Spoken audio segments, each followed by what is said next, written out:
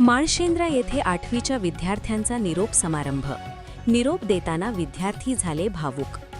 जालना जिल्ह्यातील माळशेंद्र येथील जिल्हा परिषद प्राथमिक शाळेत 8वीच्या विद्यार्थ्यांचा निरोप समारंभ आज उत्साहात पार पडला। या कार्यक्रमात विद्यार्थ्यांनी आपल्या शाळेतील आठवणींना उजाळा देत शिक्षकांप्रती कृतज्ञता व्यक्त केली। समारंभादरम्यान अनेक विद्यार्थी भावुक झाले होते। मित्रमैत्रिणी, शिक्षक आणि शाळेतील गोड आठवणींना निरोप देताना वातावरण भावनिक झाले होते। काही विद्यार्थ्यांनी मनोगत व्यक्त करताना शाळेने दिलेल्या संस्कारांची आठवण सांगितली।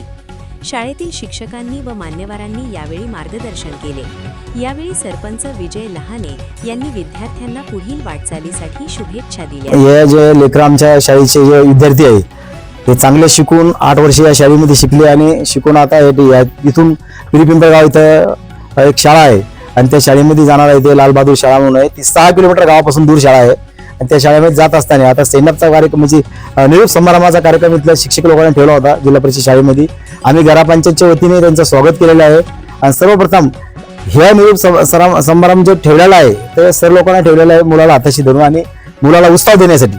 आणि आता जे मुलं त्यांच्या भावना व्यक्त करत आहे सरसाठी की बाबा ते 5-6 महिने 1 वर्ष झाले आम्हाला सर येऊन आणि सर आम्हाला इथं जाता वेळेस दुःख होत आहे। आमच्या गावाचे लहान लहान लेकरं मुली असतील मुलं असतील जात आहे जाण्यासाठी त्यांना आम्ही 6 किलोमीटर दूर असल्या कारणाने आम्ही त्यांना बसची व्यवस्था या ठिकाणी उपलब्ध केलेली आहे।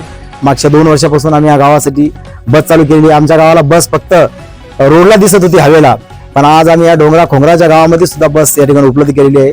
अनेक प्रकारच्या मुलीला मायबापा शाळेत पाठवत नव्हते पहिले, सायकली कशी जाईन पायी कशी जाईन 6 किलोमीटर बाबा दुनिया खराब आहे अमक धमक असे आम्ही त्याच्यावर सुद्धा त्यांचं ब्रेन वॉश करून घरोघरी जाऊन त्यांच्या आईवडिलांना समजून सांगून आता गावात बसतीत आहे।